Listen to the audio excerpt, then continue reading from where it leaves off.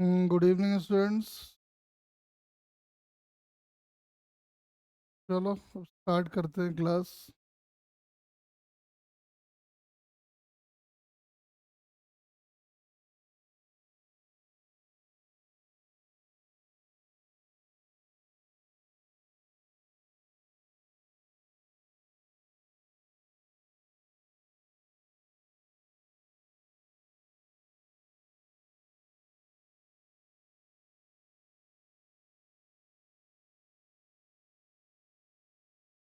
तो आज एकदम ना कुछ सेंटर ऑफ मास और मोमेंटम के कुछ पिकुलियर क्वेश्चंस हैं। हम पहले उनको एक एक करके निपटा देते हैं। देखो, नंबर वन बड़ा ही कॉमन है और बहुत बार आपको दिखाई देगा। जैसे ये है वो,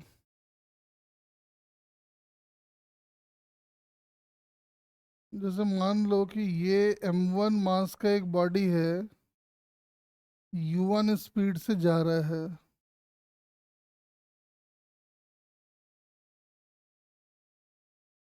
और इधर एक m2 मास का बॉडी है जो u2 स्पीड से जा रहा है। अगर u1 u2 से बड़ा हुआ तो स्प्रिंग में कंप्रेशन होगा, और अगर u2 u1 से बड़ा हो गया तो इलॉन्गेशन हो जाएगा।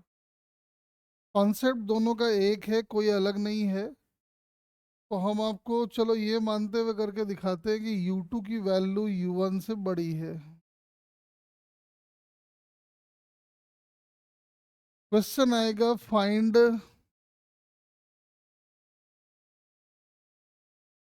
मैक्सिमम पॉसिबल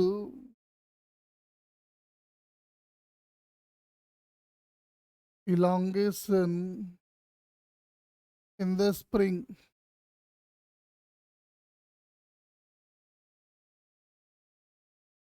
अगर u1 बड़ा होता है u2 से तो हम पूछते हैं find maximum possible compression in the spring. ठीक है, अब पहले कॉन्सेप्ट समझो क्या होगा। अभी स्प्रिंग एकदम नेचुरल लेंथ में है, तो जैसे ही u2 u1 से बड़ा है तो समझ में आ रहा है कि स्प्रिंग इलोंगेट होना स्टार्ट होगा। और स्प्रिंग जैसे इलोंगेट होना स्टार्ट होगा तो m1 जो बॉडी है उस पे स्प्रिंग फोर्स आएगा इधर, और m2 बॉडी पे स्प्रिंग फोर्स आएगा इधर। मतलब जैसे ही m2 आगे बढ़ेगा m2 बॉडी जो है वो डीएक्सलरेट होगी, और जो m1 बॉडी है वो एक्सलरेट होगा। यानी जैसे जैसे टाइम बीतता जाएगा m2 की स्पीड घटेगी और m1 की स्पीड बढ़ेगी। लेकिन जब तक u2 u1 से ज्यादा है स्प्रिंग लगातार इलोंगेट हो रहा होगा, इलोंगेट हो रहा होगा, इलोंगेट हो रहा होगा। इसकी स्पीड लगातार घट रही होगी, इसकी स्पीड लगातार बढ़ रही होगी। लेकिन जब तक u2 u1 से ज्यादा होगा, मतलब u2 का मॉड यानी इसकी वेलोसिटी इससे ज्यादा होगी, तब तक इलॉन्गेशन हो रहा होगा। एक समय ऐसा जरूर आएगा जिस समय m2 और m1 दोनों का वेलोसिटी सेम हो जाएगा। उसके अगले इंस्टेंट पे क्या होगा? उसके अगले इंस्टेंट पे ये अभी भी लगातार डी एक्सलरेट कर रहा होगा और ये लगातार एक्सलरेट कर रहा होगा। यानी एक टाइम पे जब दोनों की वेलोसिटी सेम, उसके अगले इंस्टेंट पे इसका वेलोसिटी घट जाएगा और इसका बढ़ जाएगा, तो अब इलॉन्गेशन होने की बजाय ये कंप्रेस होना स्टार्ट करेगा। यानी एक बात समझ में आता है कि मैक्सिमम इलॉन्गेशन स्प्रिंग का तब होगा जब दोनों बॉडीज की वेलोसिटी सेम होगी। बताओ, इस बात से सहमत हो या नहीं?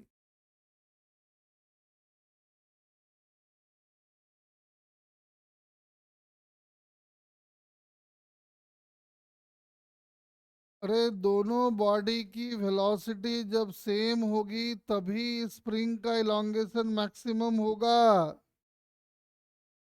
ये बात क्लियर है या नहीं?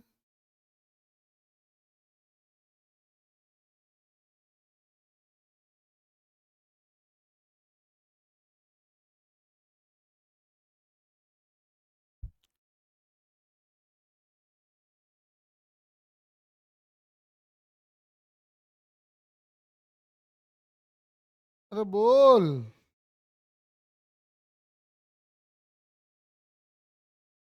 अरे यही तो समझा रहे हैं कि भाई अभी U2 बड़ा है U1 से, जैसे इलोंगेट होगा स्प्रिंग फोर्स इसको डीएक्सलरेट, इसको एक्सलरेट, टाइम के साथ इसकी वेलोसिटी घटेगी, इसकी बढ़ेगी, जब तक U2 ज़्यादा होगा, मतलब U2 की वेलोसिटी ज़्यादा होगी, तब तक ये इलोंगेट होता रहेगा। और एक टाइम ऐसा आएगा जब दोनों बॉडी की वेलोसिटी सेम हो जाएगी, उस समय जो इलोंगेशन होगा वो मैक्सिमम होगा, क्योंकि अगले इंस्टेंट पे अब इलोंगेशन की बजाय कंप्रेशन स्टार्ट हो जाएगा। इसका मतलब एक बात कंफर्म है कि दोनों बॉडी में इलोंगेशन मैक्सिमम तब होगा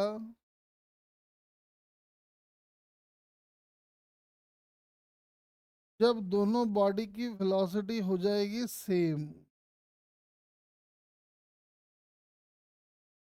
मैंने मान लिया जब सेम हो गया तो दोनों की वेलोसिटी का नाम मैंने वी कॉमन रख दिया है। लेकिन हमारा इंटरेस्ट वी कॉमन में नहीं है, हमारा इंटरेस्ट तो मैक्सिमम इलोंगेशन निकालने में है। लेकिन झंझट यहाँ पे ये है कि वी कॉमन कैसे आएगा।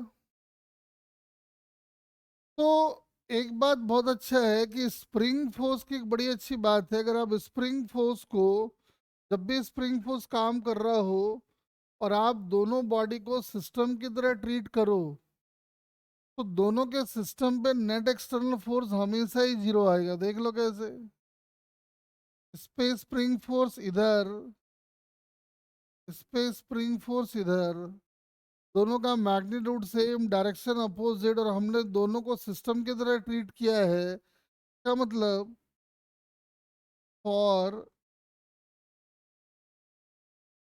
M1 plus M2 system Fx is 0, तो Px मस्ट बी कंजर्व्ड।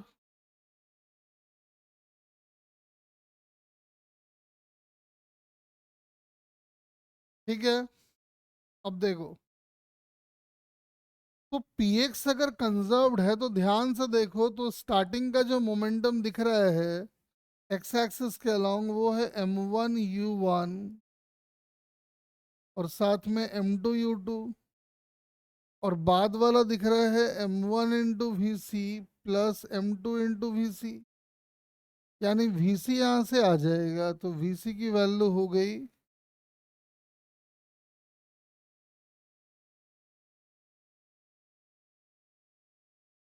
तो एक तरह से देखो तो ये वेलोसिटी कुछ कुछ परफेक्टली इनइलास्टिक कोलिजन जैसा ही है। लेकिन हमको वीसी से मतलब नहीं है, हमको तो मैक्सिमम इलोंगेशन से मतलब है। जरा ध्यान से देखना, ऑब्जेक्ट कई बार क्वेश्चन ऑब्जेक्टिव में पूछता है, तो ऑब्जेक्टिव में कैसे करना है यही समझ में आपको आएगा। देखो, अब हम डाल रहे हैं एनर्जी बैलेंस इक्वेशन।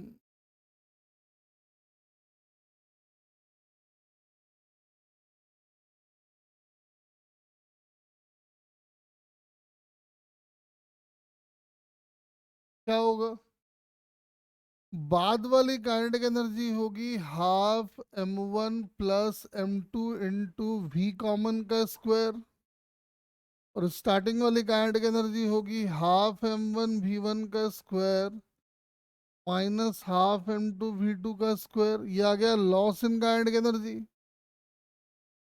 और साथ में जीपी का चक्कर है नहीं, तो आ जाएगा हाफ के एक्स मैक्स का स्क्वायर माइनस 0, और कुछ है नहीं। अब यहाँ पे वी कॉमन की वैल्यू को हमको पुट करना पड़ेगा M1 V1 plus M2 V2 by M1 plus M2। अब इतना बड़ा कैलकुलेशन अभी करेंगे तब हमारा आंसर आएगा। तो अगर आप ध्यान से देखो तो ये basically loss of kinetic energy in perfectly inelastic collision है। और आज ही मैंने आपको इसका रिजल्ट को याद रखने का तरीका बताया था, याद करो, आया था minus half mu V rel का स्क्वायर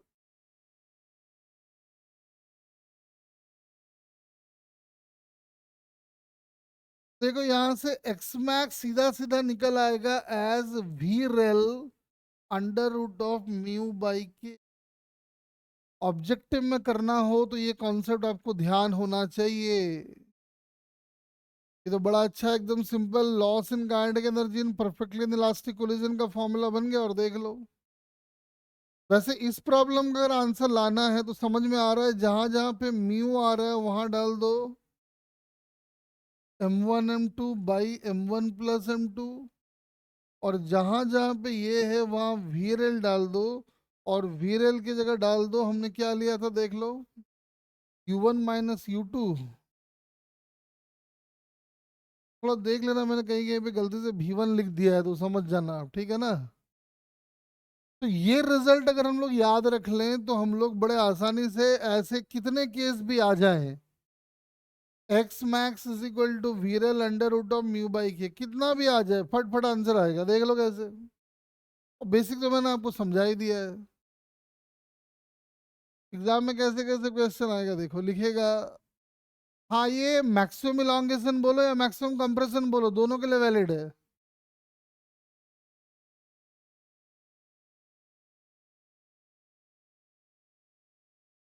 अब मान लो कि हमने बॉडी, सिर्फ इस बॉडी को चलाया है, बोला बताओ जी maximum possible elongation in the spring क्या होगा। एक बार में आंसर लिख पाएंगे, एक्स मैक्स, देख लो फिर से, X max is V rel under root of mu by के।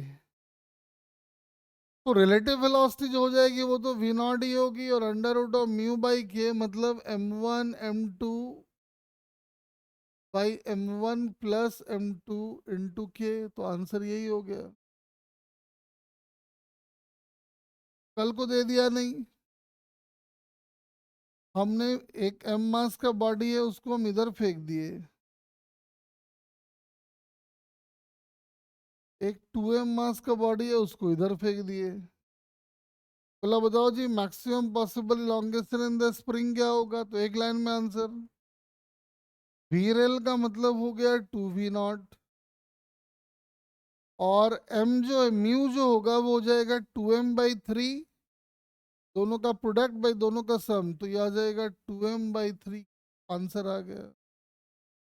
कुछ भी आ जाए फटाफट अपना आंसर लिखो, कहीं कोई दिक्कत नहीं है। ये m मास का बॉडी है, मान लो ये 2v0 से भाग रहा है, ये 2m मास का बॉडी है, मान लो ये इधर भाग रहा है v0 से, तो एक्स मैक्स जो है वो लिखा जाएगा फिर से वीरल, वीरल का मतलब v0 under root of 2m/3 के। कल को आ गया नहीं, ब्लॉक ऐसे भाग रहे हैं, ये m है, ये 2v0 से भाग रहा है, ये 2m है, मालूम चला ये v0 से भाग रहा है। बोला एक्स मैक्स बताओ, तो देख सकते हो आप जो वीरल आएगा, वीरल हो गया हमारा 3v0 under root of 2m/3। मतलब ऐसे दो ब्लॉक से स्प्रिंग जुड़ा हुआ हो, आपको निकालना हो मैक्सिमम इलॉन्गेशन कंप्रेशन, बड़े आसानी से निकाल सकते हो।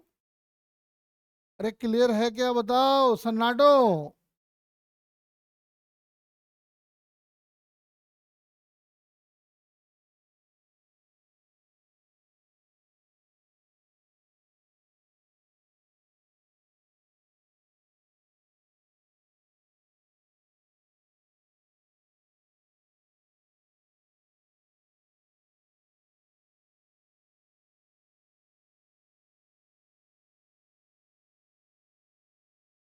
तो क्या हो गया, कोई बिल्कुल कोई रिस्पॉन्स ही नहीं है, पूरा सन्नाटा छाया हुआ है। अरे ए वाले तो बोल सकते हो, सुपर 30 वाले तो हॉस्टल में रहते हैं, चलो ठीक है, वो कहाँ से बोलेगा।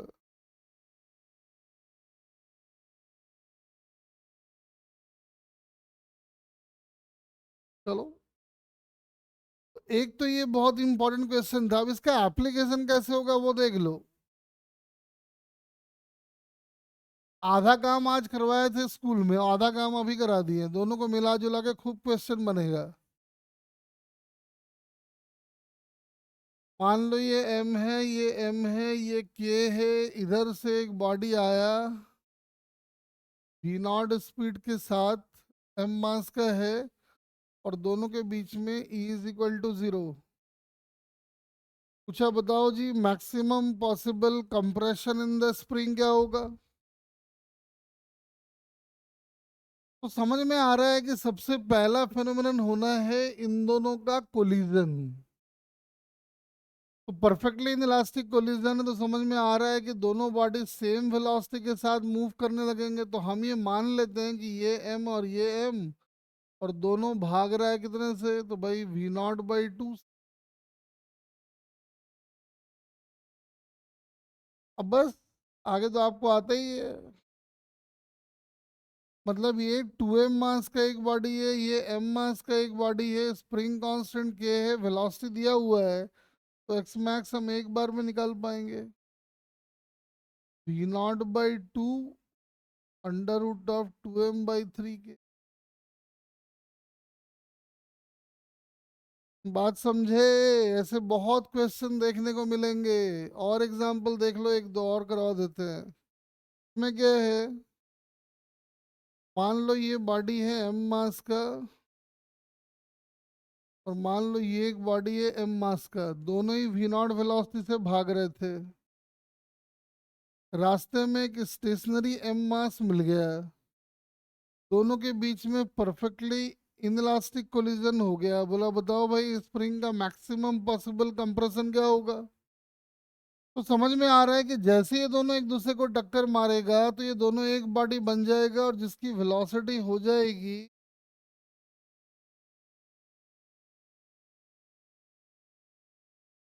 ये v नॉट से भाग रहा होगा, और उसकी वेलोसिटी हो जाएगी v0/2।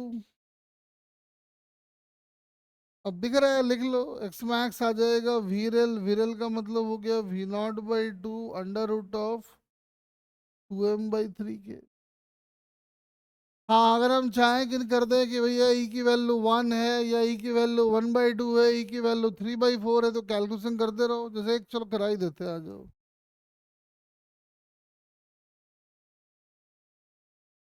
जैसे मान लो ये एक बॉडी है जिसका मास है 2m, और ये एक बॉडी है इसका मास है 3m। m मास का बॉडी इधर से गया v नॉट स्पीड से, और e की वैल्यू 1/2 है। Find maximum possible compression in the spring.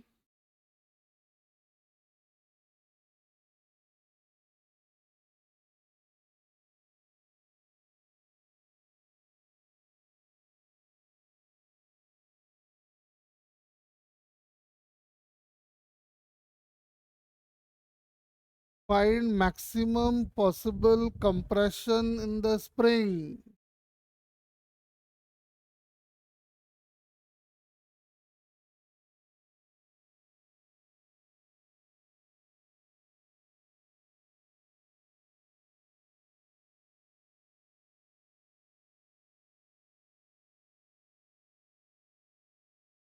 तो सबसे पहले m और 2m का कोलिजन कराओ with e is equal to 1/2। हमारा इंटरेस्ट तो इसी के साथ है वैसे तो। उसका नाम 1 कर देते हैं, तो लिखेंगे v1 2m minus em2 into 0 plus mv0 1 plus 1/2 by 3m। तो अब देखो क्या आंसर आ जाएगा v0/2। यानी टक्कर लगने के बाद जो इसकी वेलोसिटी होगी वो v0/2 हो जाएगी। और ये अपना किसी वेलोसिटी से भाग रहा होगा, उससे हमारा मतलब नहीं है, हमारा इंटरेस्ट तो इससे है। तो एक्स मैक्स एक बार में आ जाएगा। अब तो एक्स मैक्स हो गया वीरेल, वीरेल का मतलब v0/2 √ऑफ म्यू बाई के। म्यू बाई के का मतलब हो गया 6m/5 की। देख लो एक बार में आंसर आ गया। तो ये एक बड़ा अच्छा कॉन्सेप्ट है, इसको ध्यान रखे। न्यूमेरिकल में लंबे क्वेश्चन में कैसे करना है और शॉर्टकट में कैसे करना है, मैंने दोनों आपको समझा दिया है। आओ एक और पिकुलियर क्वेश्चन है, वो भी समझते हैं।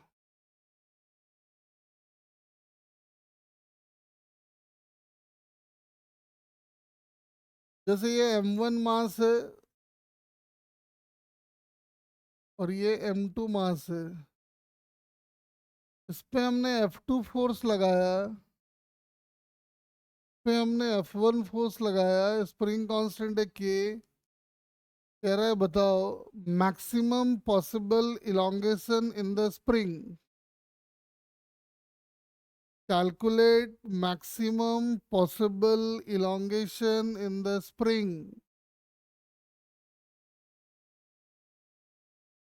तो आओ देखते हैं ध्यान से क्या होगा। किसी इंस्टेंट ऑफ टाइम की बात करें तो मान लो कुछ ऐसा हो गया होगा।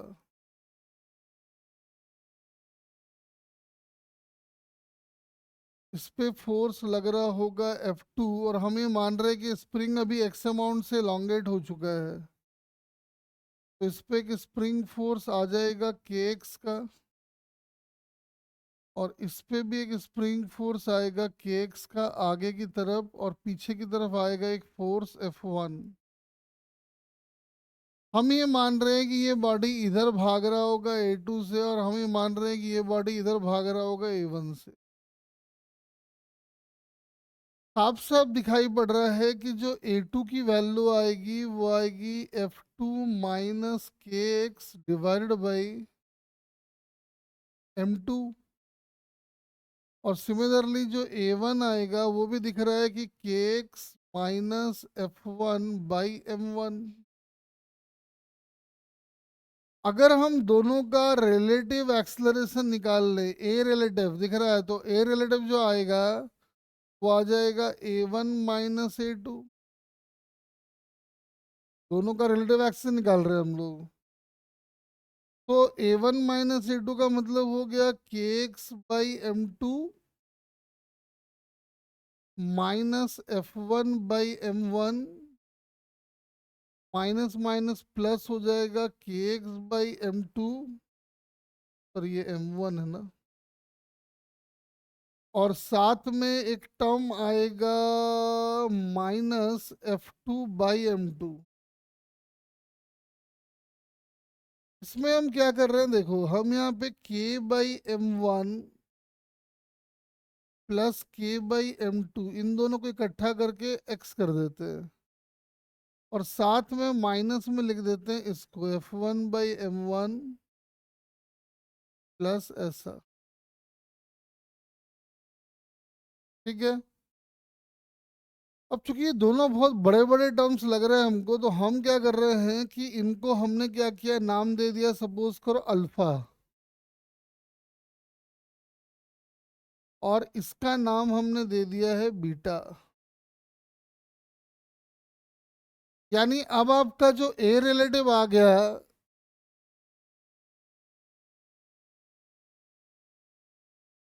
अब जो आपका ए रिलेटिव आ गया वो आ गया alpha X minus beta. A relative X का फंक्शन आ रहा है, तो ए रिलेटिव को हम लिख पाएंगे V relative into D V relative by D X. समझ रहे हो ना, ए को D V by D T करके फिर उसमें D X by D T करके ऐसा किए हैं। ठीक है, क्या आएगा देख, v relative into dv relative can be written as alpha x minus beta into dx, और इसको करेंगे इंटीग्रेट। जब इलोंगेशन था 0, तो स्टार्टिंग में दोनों बॉडी के पास कोई वेलोसिटी नहीं था, देख लो इनिशियली दोनों की वेलोसिटी 0 है। तो जब इनिशियली दोनों बॉडी की वेलोसिटी 0 है तो उनका रिलेटिव वेलोसिटी भी 0 होगा। और ये बात समझ में आ रहा है कि स्प्रिंग का इलॉन्गेशन मैक्सिमम तब होगा जब दोनों बॉडी की वेलोसिटी सेम होगी, और दोनों बॉडी की वेलोसिटी अगर सेम हो रही है उस समय भी उनका रिलेटिव वेलोसिटी जीरो होगा। तो ये वाला टर्म तो पूरा ही जीरो हो गया। देखो यहां से ये आ जाएगा अल्फा एक्स मैक्स का square by two minus beta into x max zero. तो आप देख सकते हो कि एक्स मैक्स की वैल्यू जो आएगी वो आएगी बीटा बाई अल्फा। अब अल्फा बीटा की वैल्यू को पुट करेंगे, कितना आएगा देखो जरा ध्यान से। टू, और पहले बीटा की वैल्यू पुट कर लेते हैं, आ जाओ। बीटा की वैल्यू कितनी है देखो यहाँ से, F one by M one plus F two by M two, यहाँ लाके डाल दो। F one by M one plus F two by M two divided by alpha. Alpha की वैल्यू देख लो, K by M one plus K by M two, K by M one plus K by M two. थोड़ा common वूमन ले लेते हैं हम लोग। कॉमन वूमन लेंगे तो आ जाएगा two F one M two plus F two M one by M one M two. नीचे के तो आएगा ही आएगा, और आएगा M one plus M two by M one M two. काट दो इसको, आंसर अपना आ जाएगा twice of F one M two plus F two M one divided by M one plus M two के। ये एक बहुत ही पिकुलियर क्वेश्चन है, आपको बहुत सारे जगह पे दिखाई पड़ेगा। अब इसका रिजल्ट याद रखने का तरीका बता रहे, ध्यान से सुनना।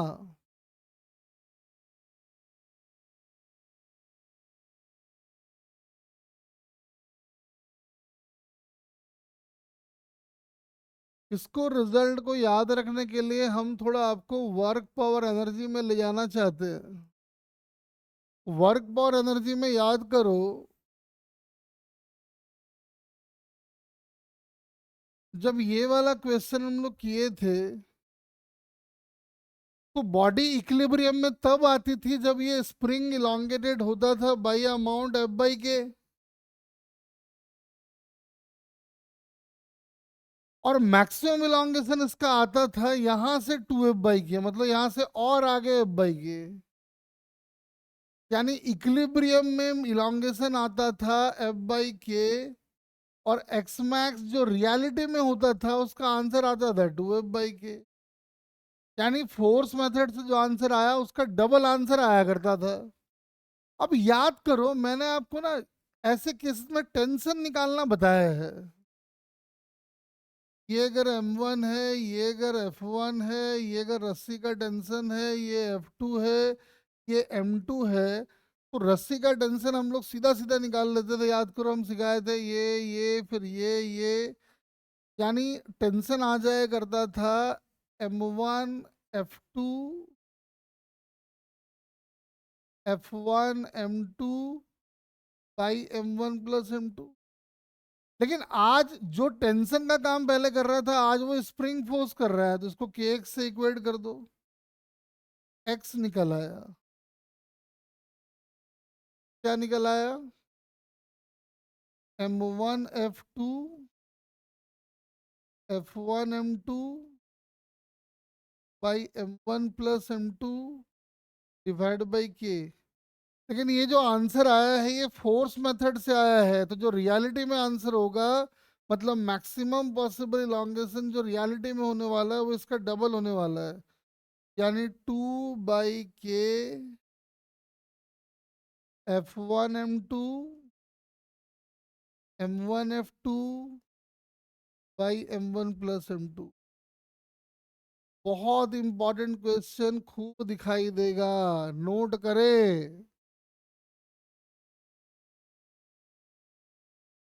अरे तरीका भी समझ में आ गया ना, देख लो।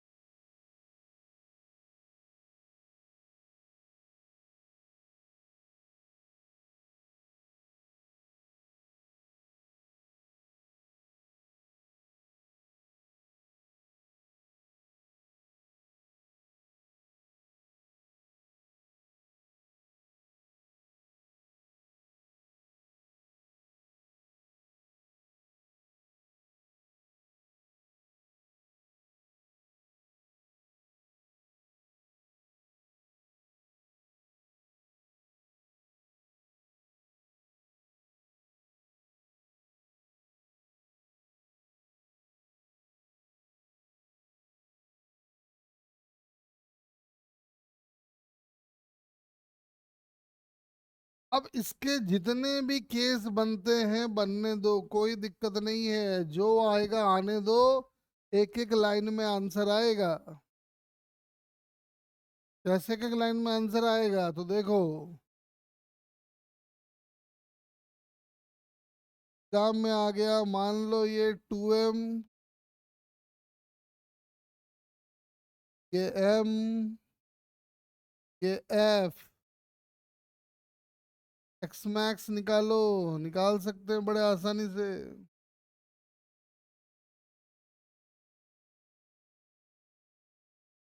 देख लो, दिख रहा है। 2mf/3m।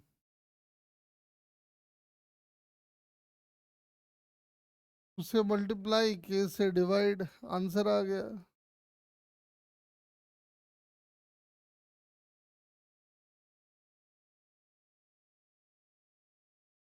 बात समझ गए? कुछ भी कर लो। अब यहाँ पे फोर्स अगर नहीं है तो आप मान लो यहाँ फोर्स है लेकिन उसकी वैल्यू है 0।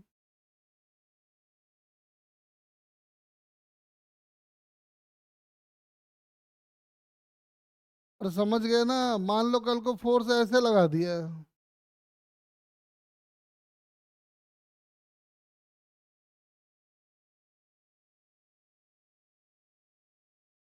मान लो इधर फोर्स लगा दिया F और इधर भी लगा दिया F। तो इसमें ध्यान देना होगा कि जब हमने डेरिवेशन किया था तो हम ऐसे फोर्स लगा रहे थे। तो मेरे इस वाले फोर्स को आप माइनस से पुट करेंगे और मेरे इस वाले फोर्स को आप माइनस से पुट करेंगे। अंतर इतना ही आएगा कि जहाँ इलोंगेशन होना चाहिए था वहाँ कंप्रेशन हो जाएगा, लेकिन मेथड वही रहेगा। तो एक पे फोर्स लगा दो, दोनों पे लगा दो, डायरेक्शन को उल्टा कर दो, जो मर्जी आए कर दो। ठीक है ना? इसमें आपका आंसर आ जाएगा। पहले तो ये दो छोटे छोटे कॉन्सेप्ट थे जो कि बहुत इंपॉर्टेंट था, बोले बता देते हैं। ये आपको बुक में बहुत सारा क्वेश्चन इसके ऊपर दिखाई देगा। ठीक है, और थोड़ा और आगे बढ़ते हैं। देखो,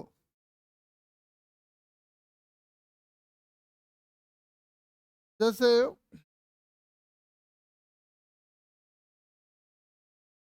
जैसे इसको देखो।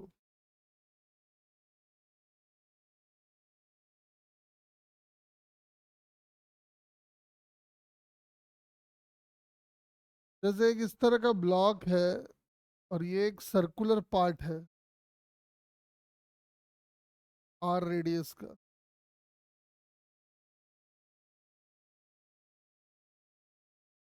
का मास है कैपिटल एम और यहाँ पे एक छोटा सा ब्लॉक हमने छोड़ दिया है।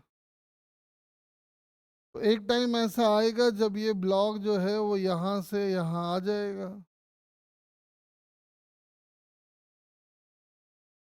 जाहिर सी बात है उस समय ये रुका हुआ तो रहेगा नहीं, ये भी भाग रहा होगा इधर। तो चलेगा।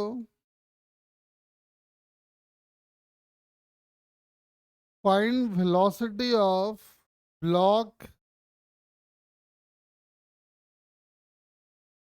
Find velocity of small block m and capital M when small m is just about to lose contact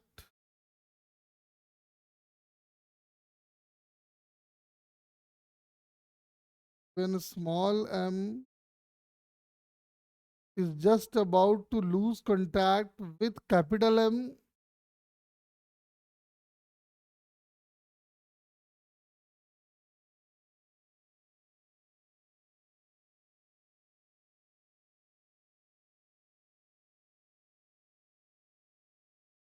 कह रहा है स्मॉल m जब कैपिटल M से कांटेक्ट छोड़ेगा उस समय कैपिटल M और स्मॉल m दोनों की वेलोसिटी बताओ। देखो, हम आपको ना दो क्वेश्चन एक साथ समझाते हैं, ठीक है ना? ध्यान से सुनो। हम आपको दो क्वेश्चन एक जैसा समझाते हैं। पहला तो चलो एच सी वर्मा में नहीं है, लेकिन जो अब जो दूसरा हम ले रहे हैं वो एच सी वर्मा में है। कहीं रहे कोई मतलब नहीं है, हमारा मेन कॉन्सेप्ट सीखने से मतलब है। जैसे यहाँ पे बॉडी एच हाइट लूज करेगा, यहाँ बॉडी आर हाइट लूज कर रहा है, इसका मास है कैपिटल एम, ये एंगल थीटा। क्वेश्चन इसमें भी वही है कि जब स्मॉल एम जो है कैपिटल एम के साथ कांटेक्ट छोड़ने वाला होगा, उस समय दोनों की वेलोसिटी बताओ। भाई ध्यान से सुनना, हम बता रहे हैं ये बहुत अच्छे क्वेश्चंस हैं, बड़े बड़े क्वेश्चंस हैं। अब दोनों में एक चीज नोट करने वाली बात है, क्या है, ध्यान से सुनो। जैसे स्मॉल एम की वेलोसिटी है यहाँ पे और स्मॉल एम की वेलोसिटी है वहां पे, तो कैसे लिखेंगे हम? Velocity of small M with respect to ground can be written as velocity of small m with respect to capital M plus velocity of capital M। यहां का अगर बात करो कि velocity of small m with respect to capital M, मतलब capital M पे बैठ के जब स्मॉल एम को देखोगे तो वो कुछ इधर भागता हुआ दिखेगा,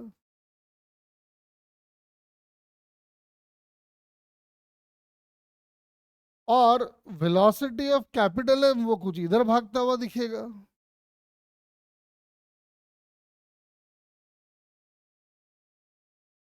मतलब एक बात समझ में आ रहा है कि जो वेलोसिटी ऑफ स्मॉल एम आएगा वो या तो इधर आएगा और या तो इधर आएगा, तीसरा और कोई पॉसिबिलिटी नहीं हो सकता है। ठीक है, अब जरा यहां देखो, यहां जरा स्मॉल एम को ध्यान से देखो, तो लिखेंगे velocity of small M can be written as velocity of small M with respect to capital M plus velocity of capital M.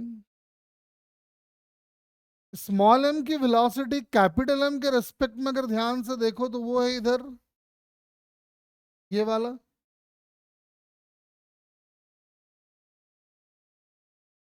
और वेलोसिटी ऑफ कैपिटल एम है इधर।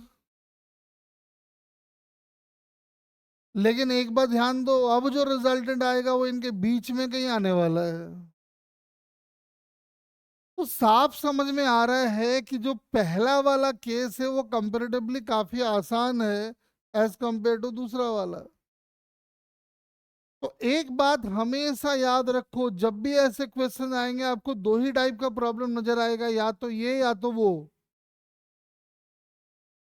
कहने का मतलब ये है कि जब ग्राउंड पे बैठ के इसको देखोगे तो ऐसा लगेगा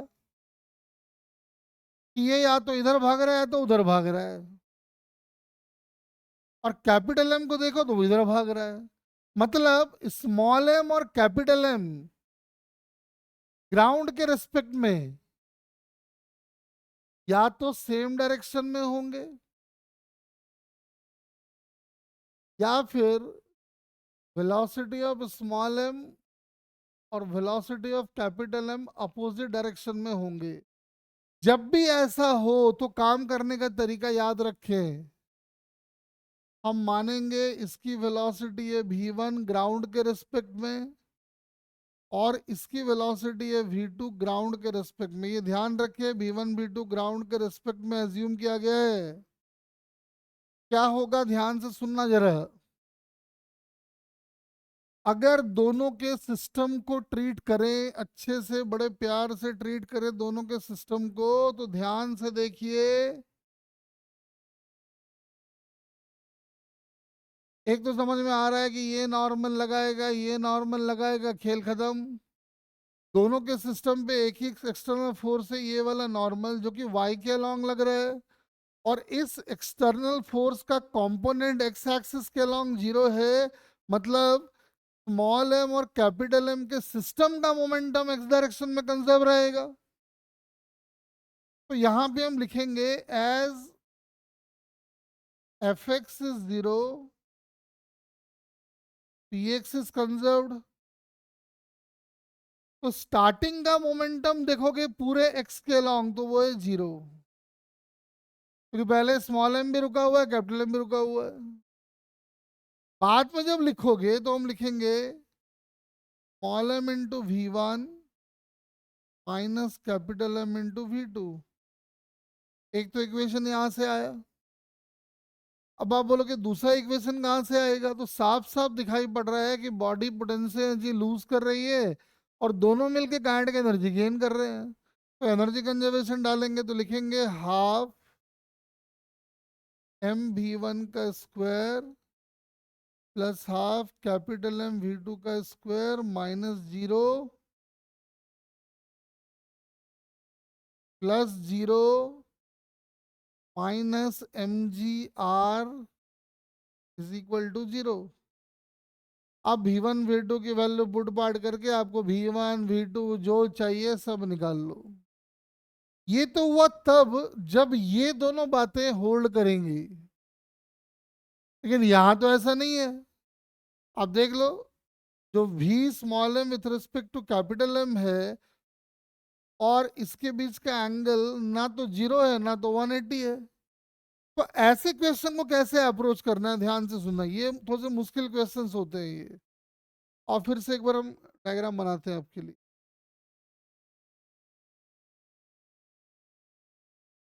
क्या होगा, ध्यान से सुनो।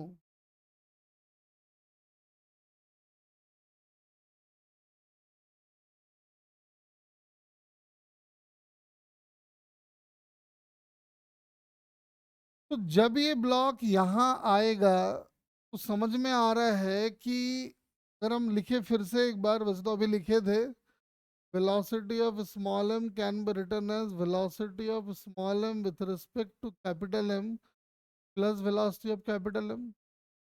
तो velocity of small m with respect to capital M मतलब ये, जिसको हम बोलेंगे VR मतलब V रिलेटिव, और साथ में एक वेलोसिटी इधर भी आएगा तो उसका नाम V कर देते हैं। ये भी वही है जो ये वाला भी है। अब हम क्या करेंगे, इस वी आर का कंपोनेंट ले लेंगे। समझ में आ रहा है कि ये एंगल थीटा होगा तो वी आर का मेरा इधर वाला कंपोनेंट होगा वी आर कॉस थीटा। इधर वाला भी आएगा लेकिन हमारा इंटरेस्ट नहीं है तो छोड़ो उसमें। अब ध्यान से देखो फिर से, अगर हम इन दोनों को एक सिस्टम की तरह ट्रीट करें, ध्यान से देखो,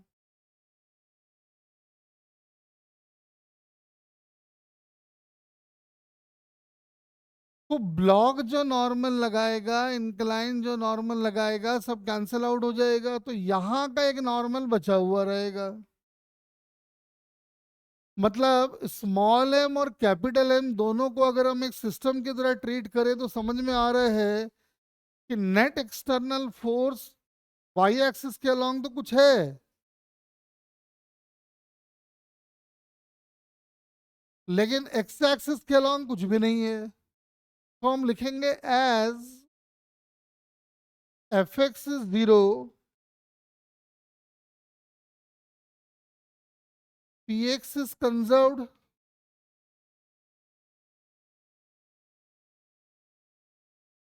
स्टार्टिंग का मोमेंटम पूरे सिस्टम का है 0। बाद का ध्यान से देखो, कैपिटल एम इंटू वी, इधर को प्लस मान के लिख रहे हैं, तो स्मॉल एम के लिए लिखा जाएगा small M into V minus V R cos theta.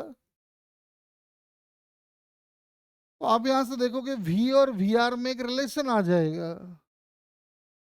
We की वैल्यू आ जाएगी, देखो, M V R cos theta divided by M plus M. लेकिन अभी तो रिलेशन आया है, हम चाहते हैं कि एग्जैक्ट वैल्यू आए। तो समझ में आ रहा है कि भाई एनर्जी कंजर्वेशन डालना पड़ेगा, तो लिखेंगे, ध्यान से सुनना कैसे लिख रहे हैं। कैपिटल एम का तो बहुत ही आसान है, तो half capital M into V का स्क्वायर। स्मॉल एम का लेकिन दिक्कत है कि स्मॉल एम के नेट वेलोसिटी जब लिखोगे ग्राउंड के रिस्पेक्ट में तो आपको इसका और इसका रिजल्टेंट लेना पड़ेगा, जिसमें ये वाला एंगल जो आएगा वो पाई माइनस थीटा होगा।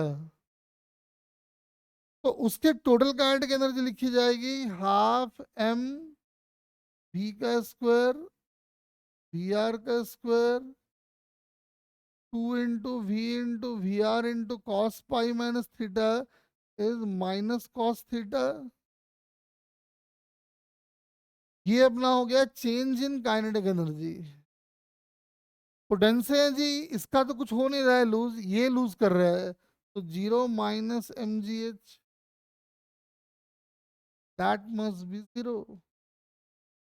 अब आप देखोगे जब इसकी वैल्यू को लाके यहाँ पे आप पुट करोगे, यहाँ पे यहाँ पे यहाँ पे, तो वी आर निकल के आएगा, और एक बार वी आर आ गया तो वी निकल के आएगा।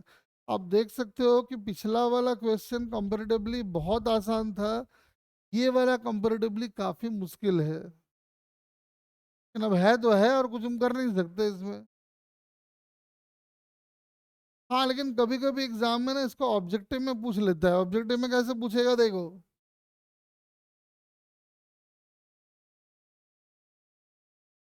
मान लो ये हाइट h है,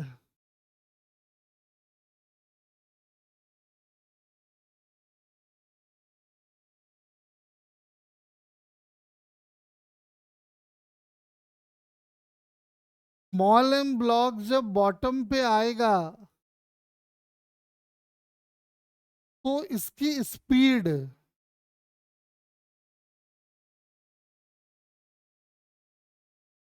greater than under root of 2h, less than under root of 2gh, equal to under root of 2gh, nothing can be said.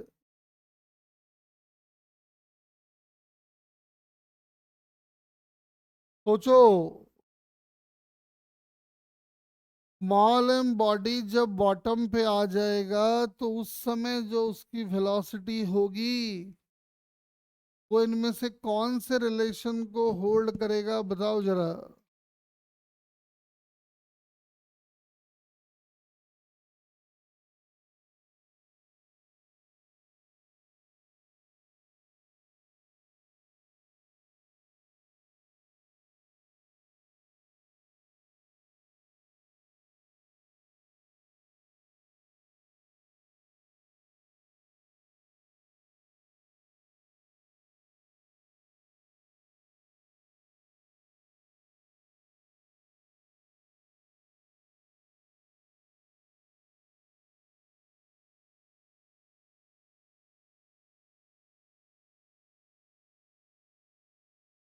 बताओ क्या आएगा।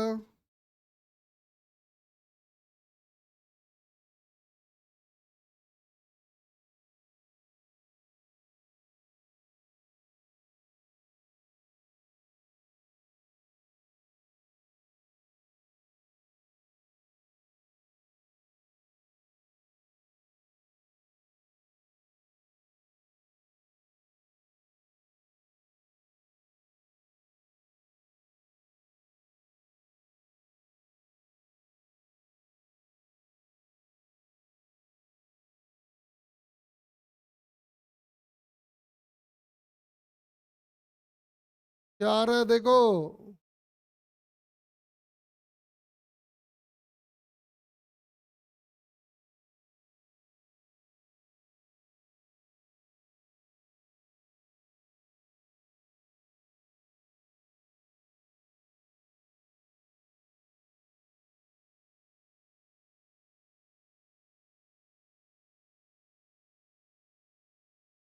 वैसे तो एक बात ध्यान दो, तो ये क्वेश्चन मैंने क्लास में कराया हुआ भी है पहले।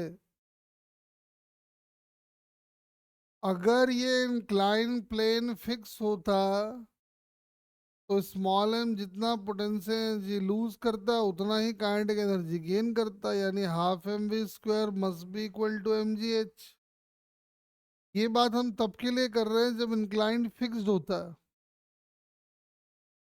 तो इंक्लाइन फिक्स था तो जो भी पोटेंशियल ब्लॉक लूज करता वही काइनेटिक एनर्जी गेन कर लेता। तो उस केस में आप करते half M V square is equal to M G H, तो आंसर आता अंडर रूट ऑफ 2gh। लेकिन अब इंक्लाइन भी चल रहा है तो एक बात कंफर्म है कि पोटेंशियल एनर्जी लूज करने के लिए है तो अभी भी एम जी एच, लेकिन लूज करने वाला एक नहीं है, दो दो है। यानी अब जो total energy M G H है वो बेसिकली दो पार्ट में कन्वर्ट होगा, एक स्मॉल एम के काइनेटिक एनर्जी में और एक कैपिटल एम के काइनेटिक एनर्जी में। यानी पहले जो भी पोटेंशियल एनर्जी लूज हो रहा था वो सारा का सारा स्मॉल एम को मिल रहा था, लेकिन अब जो एमजीएच का कुछ पार्ट ही है जो स्मॉल एम को मिलेगा, तो जाहिर सी बात है उसकी जो काइनेटिक एनर्जी आएगी वो अंडर रूट ऑफ 2gh से कम होगी। वही लॉजिक यहाँ पे भी है। यहाँ पे एमजीएच जो लूज किया है स्मॉल एम ब्लॉक ने, अगर उसी को पूरा का पूरा उसने काइनेटिक एनर्जी के फॉर्म में गेन किया होता तब तो वेलोसिटी आता अंडर रूट ऑफ 2gh। लेकिन चूंकि अभी पोटेंशियल एनर्जी लूज कर रहा है, उसका कुछ पार्ट इंक्लाइन के काइनेटिक एनर्जी में खर्च हो रहा है और कुछ पार्ट स्मॉल एम के काइनेटिक एनर्जी में। तो स्मॉल एम का जो काइनेटिक एनर्जी आएगा वो obviously under root of 2gh से कम आएगा।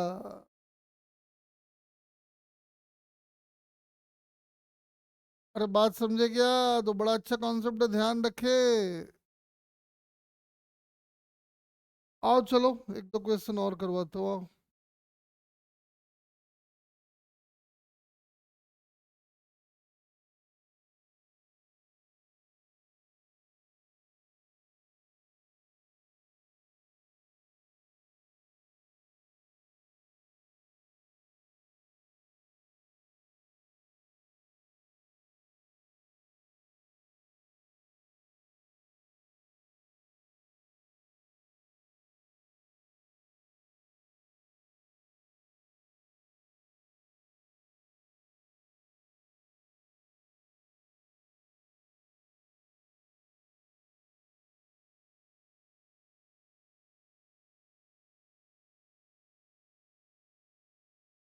Calculate speed of small M and capital M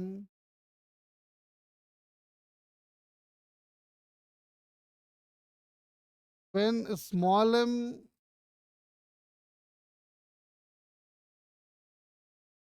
makes an angle theta with the vertical line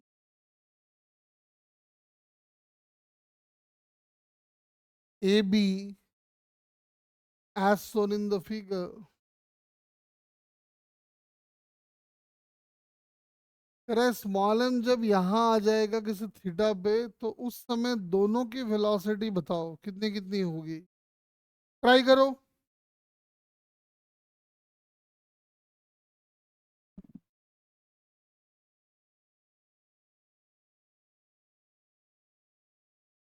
पहले तो आप अच्छे से ये समझने की कोशिश करो कि ये टाइप 1 वाला प्रॉब्लम है या टाइप 2 वाला।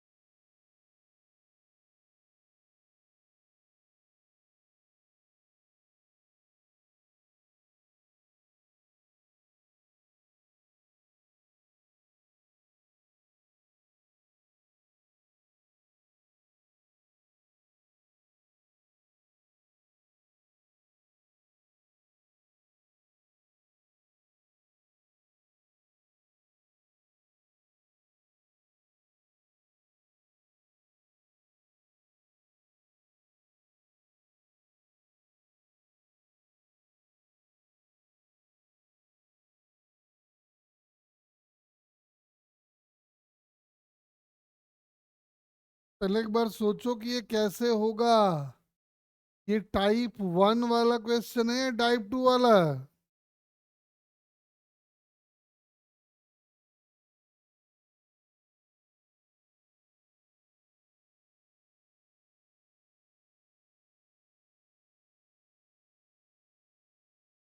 ये बेसिकली टाइप 2 वाला प्रॉब्लम है। क्यों? देखो, स्मॉल एम की वेलोसिटी को जब लिखोगे तो आप लिखोगे स्मॉल एम की velocity with respect to capital M plus velocity of capital M. तो स्मॉल एम की वेलोसिटी कैपिटल एम के रेस्पेक्ट में जो आएगी वो आएगी इधर वी आर, और साथ में कैपिटल एम भाग रहा होगा इधर।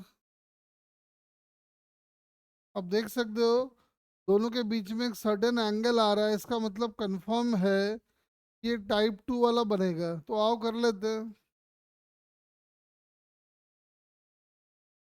फिर वही पहले कर लो मोमेंटम कंजर्वेशन। तो देखो, ये एंगल थीटा होगा, ये वी आर कॉस थीटा हो जाएगा। इक्वेशन क्या लिख सकते हैं हम लोग? देखो, वैसे इसका काइनेटिक एनर्जी लिखने का एक तरीका और बताता हूँ, ठीक है? उस समय तो एक तरीका बताया था, एक तरीका और बताते हैं। देखो, फिर हम वही बोलेंगे कि दोनों के सिस्टम पे एक्स एक्सिस के लॉन्ग लगने वाला नेट फोर्स जीरो है, इसका मतलब पी एक्स पक्का कंजर्व्ड होगा। और पी एक्स अगर कंजर्व्ड होगा तो हम लिखेंगे स्टार्टिंग का मोमेंटम एक्स एक्सिस के लॉन्ग जीरो था, तो बाद का भी जीरो होगा। स्मॉल एम का लिख रहे हैं तो V R cos theta minus V M plus M into minus V M is equal to zero. इससे अपने को वी आर और वी एम में रिलेशन मिल जाएगा, तो M into V R cos theta is equal to capital M plus small M into V M का नाम वन कर दो। तो अभी एक ही क्वेश्चन आया, एक और इक्वेशन चाहिए होगा, तो एनर्जी कंजर्वेशन डाल दो। तो लिखेंगे half capital M V M का स्क्वायर। अब स्मॉल एम का काइनेटिक एनर्जी का एक तरीका और देखो, इसका इसका रिजल्टेंट ले लो और ये तो अकेला है ही है। चाहो तो ऐसा भी लिखा जा सकता है V capital M minus V R cos theta का होल स्क्वायर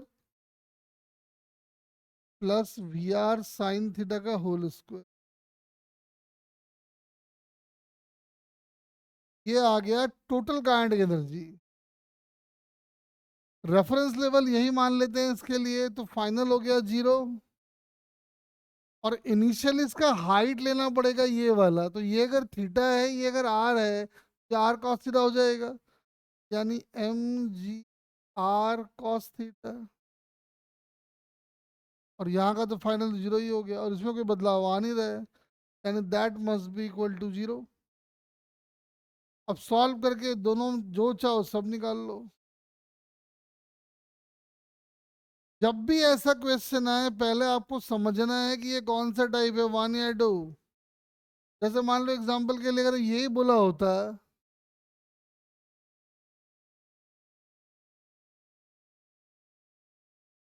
कि यहाँ से छोड़ा और बताओ जब यहाँ आ जाएगा तो वेलोसिटी कितनी होगी।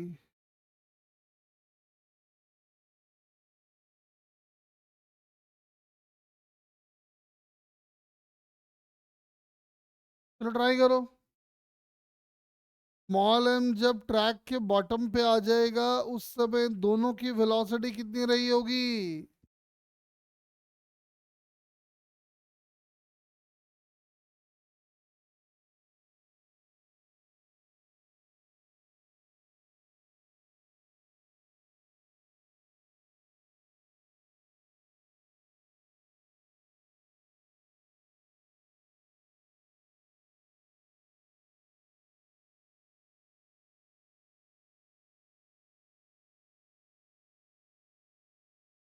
जल्दी जल्दी बताओ।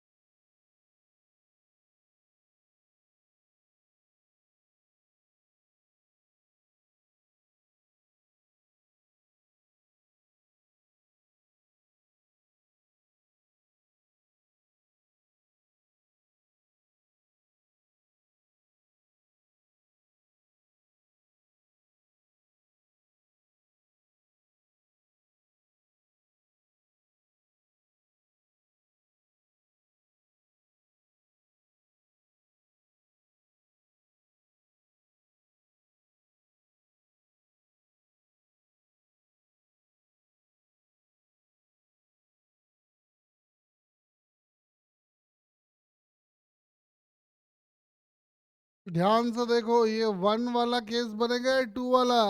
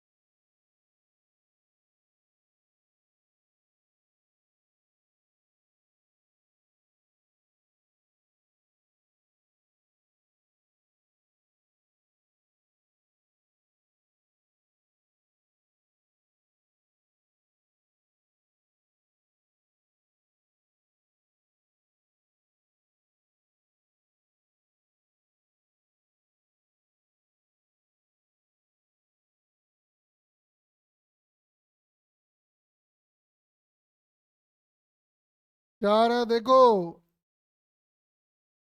अरे +1 नॉन मेडिकल है, बताओ ये टाइप 1 है टाइप 2 है?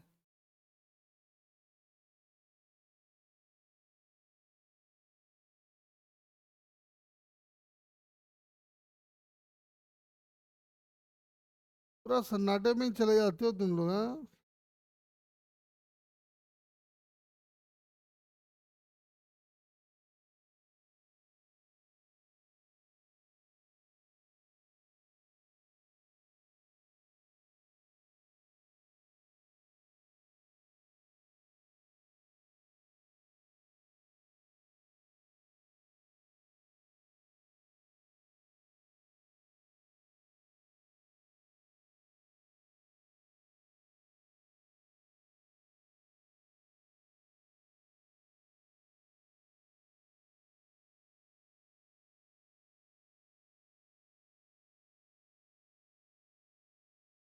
नॉन मेडिकल है बोल।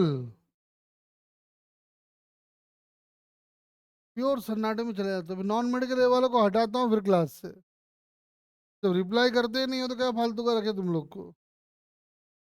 हटा देते हैं, रुक जाओ तुम लोग।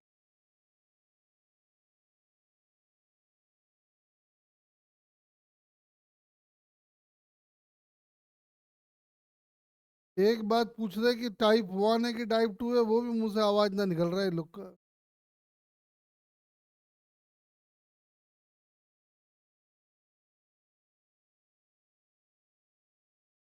अरे ये तो टाइप 1 है दिख रहा है। यहाँ जो रिलेटिव वेलोसिटी है और कैपिटल एम की वेलोसिटी है, दोनों अपोजिट सेंस में है। तो आसान वाला केस हुआ, आसान वाला केस हुआ तो बस।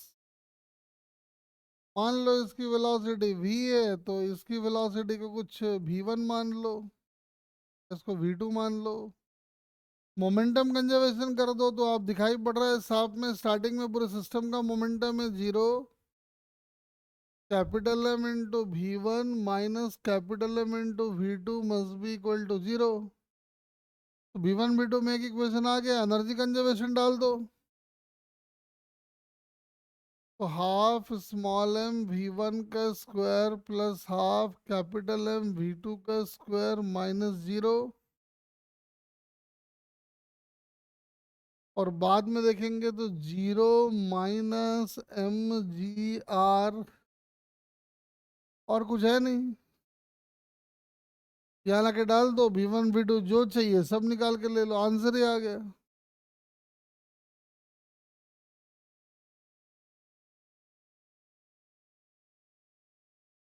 अरे आप अलाउ नहीं कर रखे हो, एक व्हाट्सएप ग्रुप पे तो रिप्लाई कर सकते हो।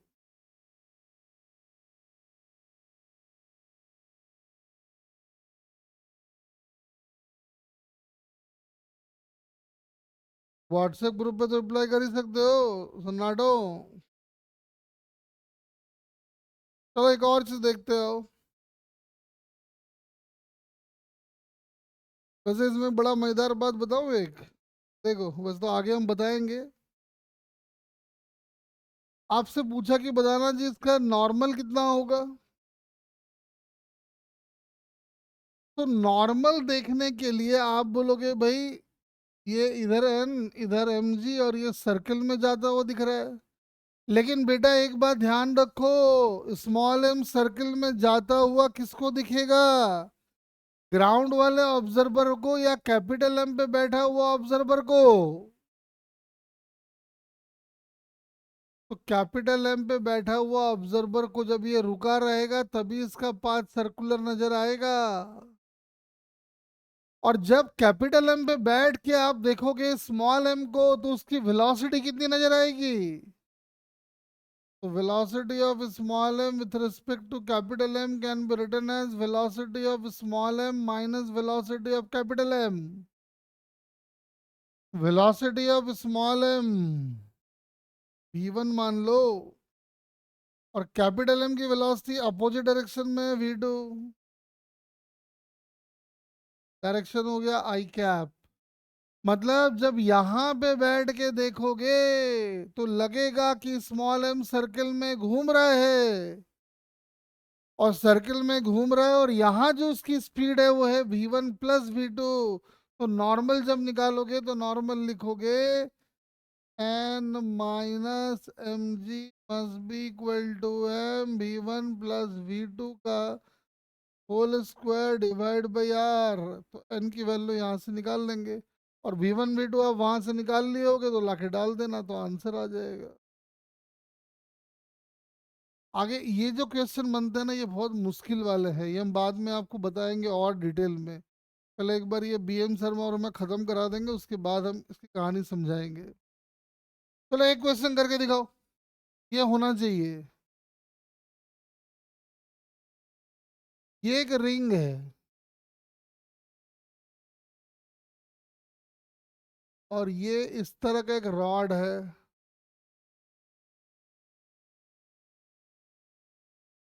और एक बीड ऐसे रखा हुआ है। रिंग का मास कैपिटल एम, बीड का मास स्मॉल एम, रस्सी का लेंथ एल, छोड़ दिए। जैसे इसको यहाँ से छोड़ेंगे तो समझ में आता है कि ये नीचे आएगा और रिंग आगे बढ़ेगा।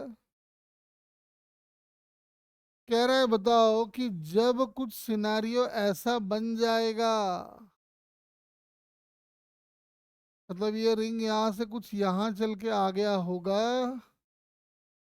और रस्सी का शेप कुछ ऐसा हो गया होगा, और ये एंगल थीटा, तो दोनों बॉडी की वेलोसिटी कैलकुलेट करके दिखाओ as a function of theta. पहले तो ये समझे कि ये टाइप 1 है या टाइप 2 है,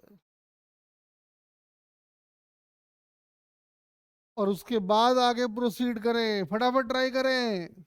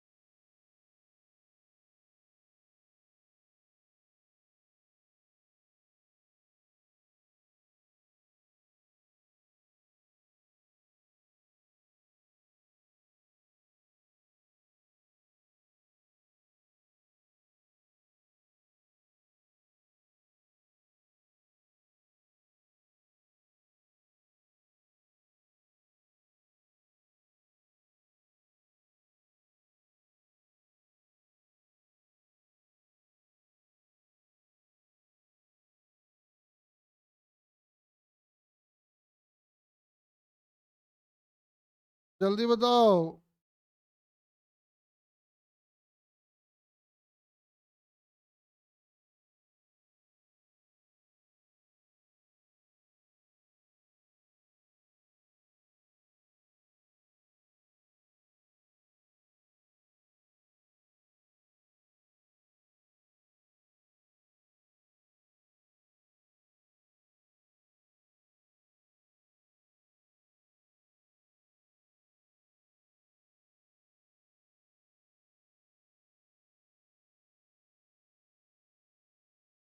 हाँ है तो ये टाइप 2।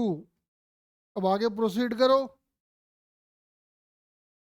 टाइप 2 में जैसे हम लोग प्रोसीड करते हैं, लेके आगे बढ़ो।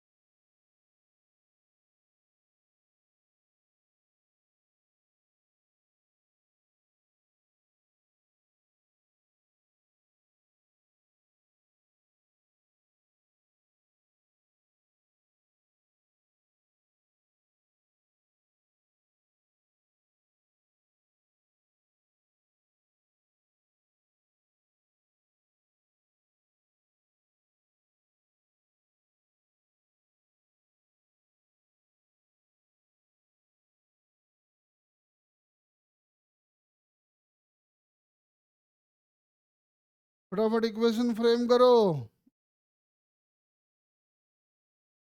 सॉल्व भले ही ना करना।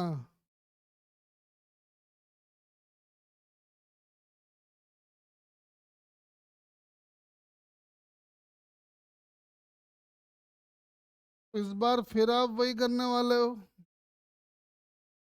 Velocity of small m can be written as velocity of small m with respect to capital M plus velocity of capital M। Small m की वेलोसिटी कैपिटल M पे बैठ के देखोगे तो ये आपको इधर भागता हुआ दिखेगा। का नाम VR कर दिए। और ये अगर इधर भाग रहा है VM से तो ये भी आपको इधर एक और VM से भागता हुआ दिखेगा। भाई मोमेंटम कंजर्वेशन, एनर्जी कंजर्वेशन कर लो तो दिख रहा है। स्टार्टिंग का मोमेंटम जीरो। अगर ध्यान से देखो तो दोनों के सिस्टम पे एक ही नॉर्मल लग रहा है जो एक्सटर्नल फोर्स है वाई के अलोंग, एक्स के अलोंग तो कुछ नहीं है। तो zero is equal to capital M into V M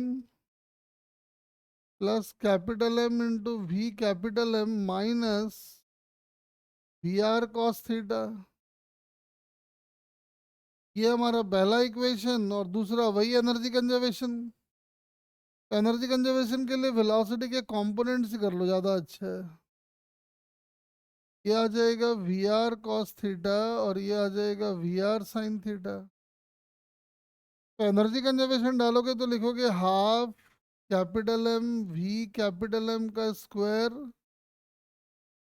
plus half small M into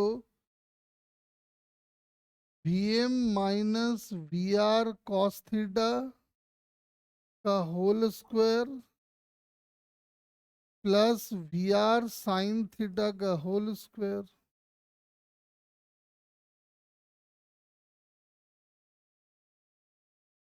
GP लिखने के लिए रेफरेंसिबल यहीं ले लो तो फाइनल हो गया जीरो। और इनिशियली अपना हाइट आ जाएगा एल कॉस थीटा। ये आ जाएगा M G L cos theta. और कुछ है नहीं, सॉल्व कर लो। दो इक्वेशन, दो अननोन, जो चाहो सब निकाल लो। ऐसे क्वेश्चंस आपको बहुत दिखाई देंगे। आओ थोड़ा और समझाते हैं।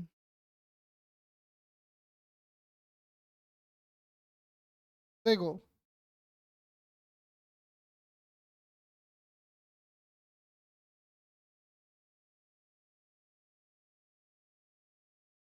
एक इस तरह का ब्लॉक है।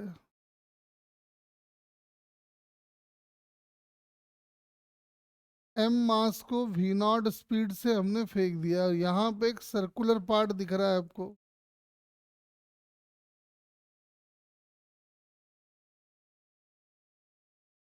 ध्यान से देखना, एक इस टाइप के भी बहुत सारे क्वेश्चंस बुक में आपको मिलेंगे।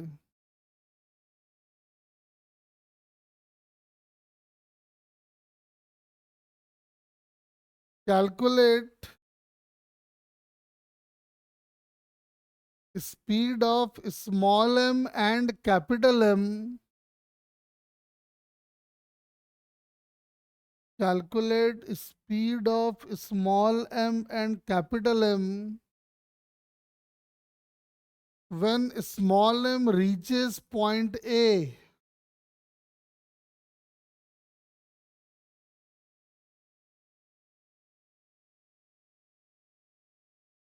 कह रहा है स्मॉल एम जब पॉइंट ए को रीच करेगा उस समय स्मॉल एम और कैपिटल एम दोनों की वेलोसिटी बताओ।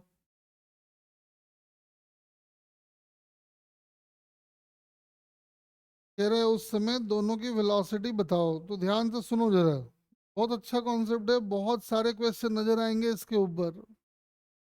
देखो यहां से स्मूथ सरफेस है सारे, यहां से यहां तक तो कुछ होना नहीं है। जैसे इसके ऊपर आगे बढ़ेगा एक नॉर्मल ऐसे आएगा, उसका एक कंपोनेंट आएगा जो उसको आगे बढ़ाएगा। ठीक है ना। तो जब ये ब्लॉक यहाँ होगा, ध्यान से फिर से देखो, वेलोसिटी ऑफ स्मॉल एम, अब लिखते लिखते भी तुम परेशान हो गए होगे। Velocity of small M with respect to capital M plus velocity of capital M, यानी ग्राउंड के रिस्पेक्ट में अगर देखोगे तो स्मॉल है मतलब इसके पास एक वेलोसिटी है इधर जो कि है v, जो कि इसकी भी है, और साथ में एक वेलोसिटी इसके पास और होगी ऊपर जो कि ये वाला है, जिसको हम वी आर बार बार लिख रहे थे। एक तरह से वो वी आर ही हो गया। यानी इस प्रॉब्लम में सही मायने में हमको ना v पता है ना वी आर पता है, दोनों अपने को निकालना है। फिर वही लॉजिक, अगर आप इस पूरे को एक सिस्टम के नजरिए से देखो तो जो भी एक्सटर्नल फोर्स आएगा वो इधर से आएगा, लेकिन इन दोनों के सिस्टम पे एक्स एक्सिस के अलोंग कोई भी एक्सटर्नल फोर्स नहीं है, मतलब एक्स एक्सिस के अलोंग का मोमेंटम कंजर्व रहना चाहिए। As F X is zero तो P X must be conserved. ध्यान से देखो, स्टार्टिंग का मोमेंटम एक्स के लॉन्ग है एम वी नॉट, और बाद का मोमेंटम एक्स के लॉन्ग जो है वो है M plus M into V. V की वैल्यू आ गई।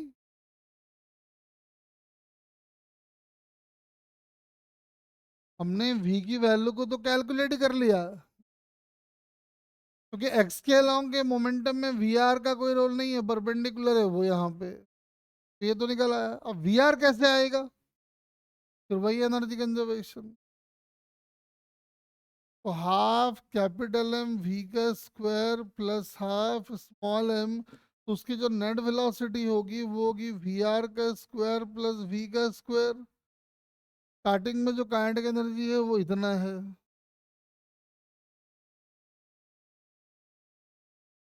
रेफरेंस लेवल इसी को मान के चलेंगे हम लोग, इसके तो पोटेंशियल में बदलाव नहीं आ रहा है, जो आ रहा है स्मॉल एम में ही आ रहा है। तो फाइनल हो गया एम जी आर माइनस हो गया जीरो, और तो कुछ है नहीं। अब आप देख सकते हो कि आप भी की वैल्यू को यहाँ लाके डाल दो तो वी आर निकल आएगा। एक बार वी आर आ गया, वी आ गया, फिर हमको जो चाहो सब निकाल लो। ठीक है, बहुत ही बढ़िया क्वेश्चन है ये। इस क्वेश्चन के ना कई पार्ट हैं, आओ एक दो हम और कराते हैं आपको। देखो, जैसे मान लो इस बार ऐसा प्लैंक है,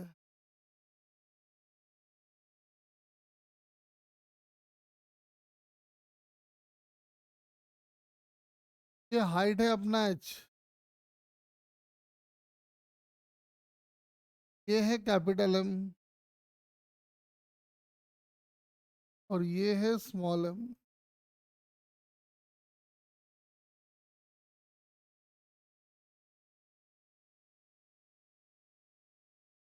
अगर आपसे कोई पूछे कि बताओ कि वी नॉट की मिनिमम कितनी वैल्यू हम एडजस्ट कर दे कि ये कैपिटल एम के पीक पे पहुंच जाए, तो लिख लो find the minimum value of V naught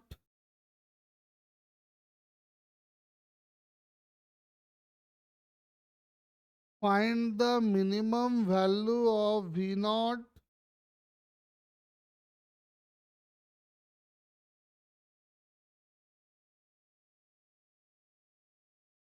find the minimum value of v naught so that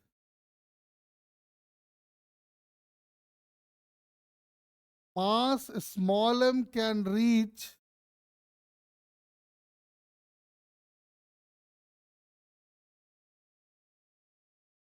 mass small m can reach top of capital M। कह रहा बताओ कितनी मिनिमम वेलोसिटी हम स्मॉल m को दे दें कि ये कैपिटल M के टॉप तक पहुंच जाए।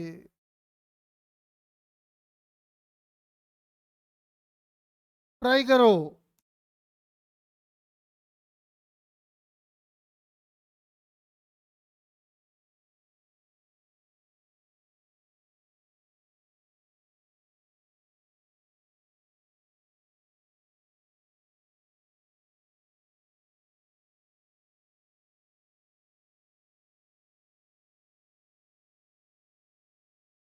बस ज़्यादा नहीं, और 15 मिनट पढ़ाएंगे बच्चों को, डिनर के लिए भी जाना है हॉस्टल में, तो छोड़ देंगे बस 15 मिनट और। बताओ भाई कि स्मॉल एम की वैल्यू वी नॉट की वैल्यू हम कितनी एडजस्ट कर दें कि स्मॉल एम जो है वो कैपिटल एम के टॉप पे पहुंच जाए।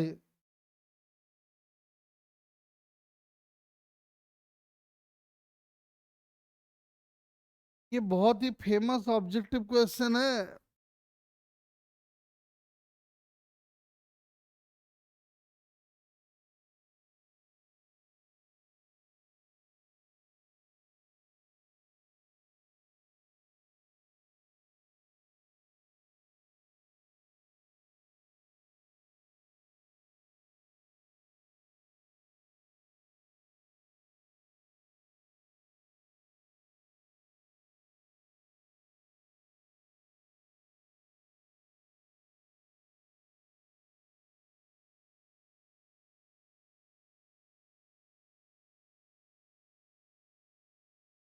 तो समझ में आ रहा है कि अगर स्मॉल एम को कैपिटल एम के टॉप तक पहुंचना है जस्ट,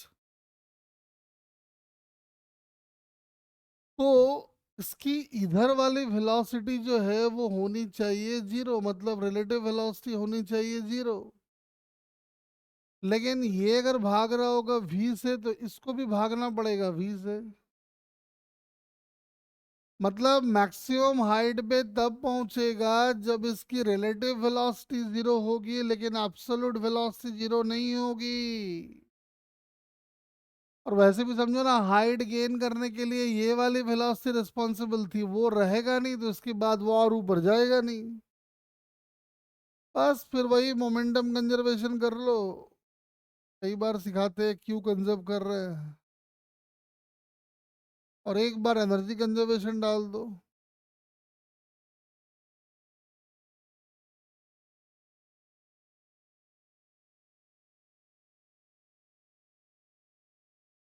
सॉरी,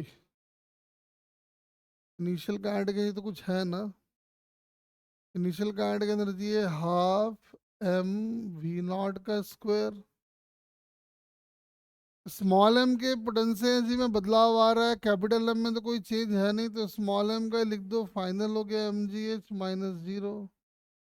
और कुछ है नहीं, सॉल्व करो जो मर्जी है सब निकाल लो। बहुत ही अच्छे क्वेश्चंस हैं ये सब, बहुत मिलेगा बुक में। चलो एक और तुम भी करके दिखाओ। तो पहले एक समझ लो, आओ रुको रुको हमको समझा देते हैं। ये क्वेश्चन ना एचसी वर्मा में है, आज इसको करके आना, कल डिस्कस करेंगे, क्लास में नहीं हुआ तो फिर।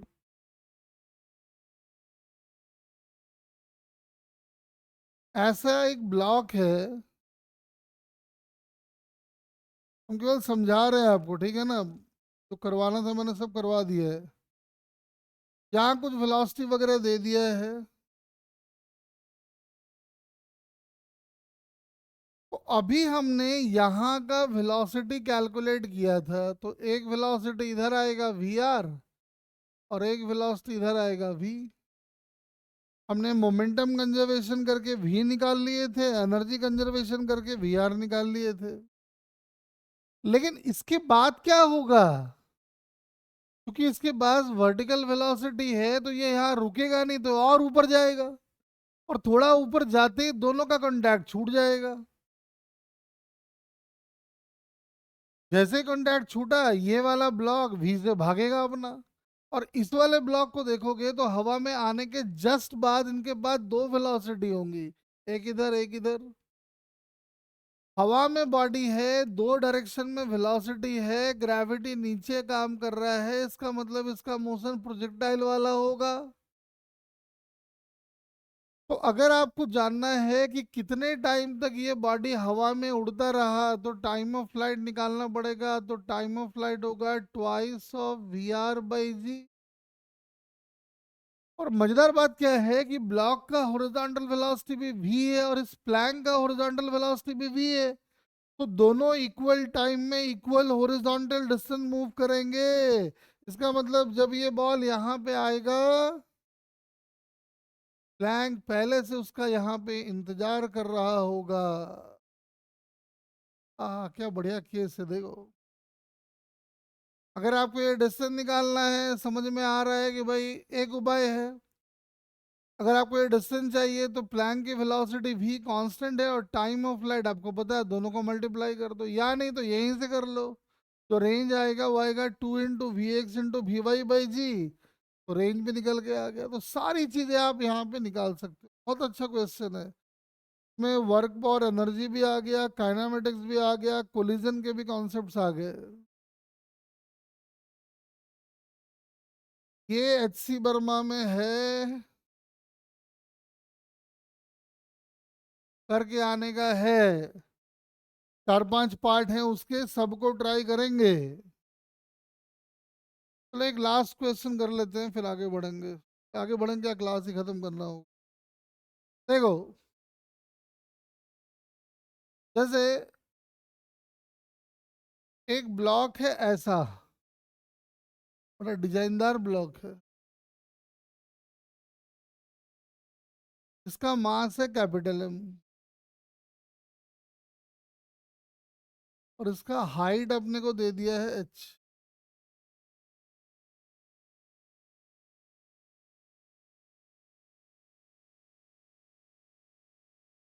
ये जो बॉडी है फ्री टू मूव है।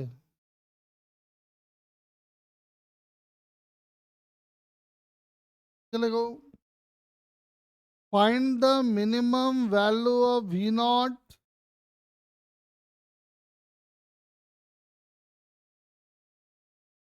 find the minimum value of V naught,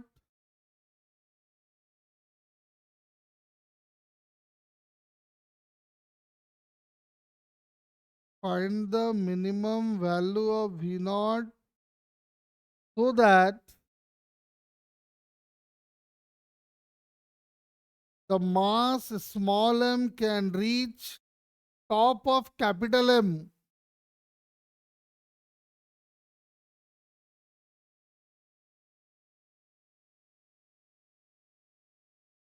so that mass small m can reach top of capital M.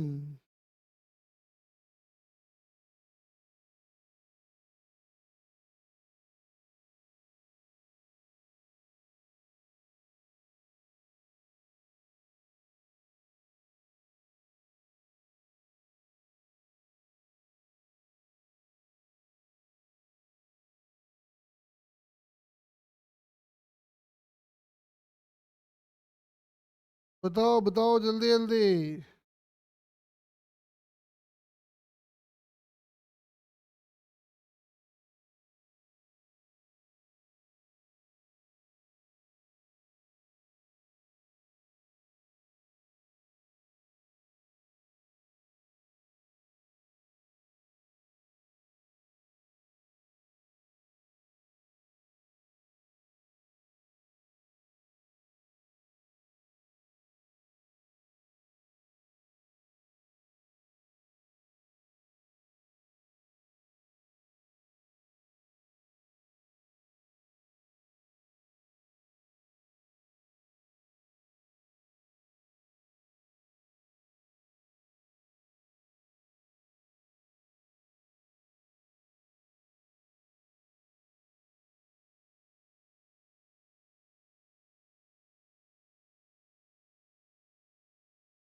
कह रहा है स्मॉल एम कैपिटल एम पे पहुंच, चलो एक काम करते हैं, इसको हम होमवर्क दे देते हैं आपको। इसमें दो बात सोच के आना, अगर ये रुका हुआ रहता और इसको हमारा टारगेट इसके ऊपर पहुंचाने का होता, तो समझ में आता है कि वेलोसिटी हमको देना पड़ता है, velocity is equal to under root of 2gh। तो जब ये चल रहा होगा और हम चाहते हैं कि ये टॉप पे पहुंचे, तो इसको कितनी वेलोसिटी देनी होगी, अंडर रूट ऑफ 2gh से ज्यादा, कम, या इक्वल। ये सोच के आना। बहुत ही अच्छे क्वेश्चंस हैं, कल भी ऐसे ही क्वेश्चंस और प्रैक्टिस कराएंगे। ये लो नोट्स जनरेट कर दे रहे हैं, इनको ध्यान से देख के आना। कुछ भी कंफ्यूजन हो तो कल पूछ लेना। नोट्स जनरेट कर देते हैं, देख लो, ये लो।